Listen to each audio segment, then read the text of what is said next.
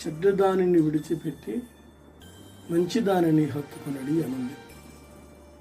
ఏది మంచిది అని మన బైబిల్ గ్రంథం చదువుతూ ఉంటే అనేక విషయాలు ఉన్నాయి.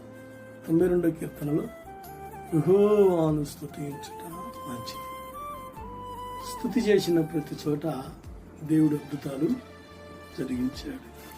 అదే నక్షత్రములు ఏకమై పాటలు పాడుతూ ఉంటే దేవుడు భూమికి పునాది వేశాడు. పౌలు శిలలు స్తుతిస్తూ ఉంటే భూకంపం వచ్చింది. ఎరుకో గోడల దగ్గర ప్రజలు స్తుతించినప్పుడు ఎరుకో గోడలు కూలిపోయినాయి.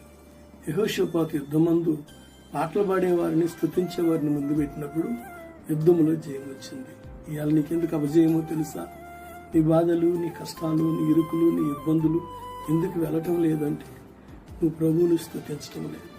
నీకు అవకాశం దొరికినప్పుడల్లా నీ బిడ్డల్ని, నీ ఆస్తిని, నీ అందసందాలని, నీ కండలని, నీ నగలను, నీ నటరాన్ని పొగుడుతున్నావే కానీ ప్రభువుని పొగటంలా. నేనంటాను ఇది నాన్న, ప్రభువుని స్తుతించు. ఏది మంచిది అంటే యెహోవాను స్తుతించుట మంచిది. ప్రభువుని స్తుతిస్తే నీకు జయము వెంబడి జయము వచ్చింది. దేవునికి స్తోత్రం.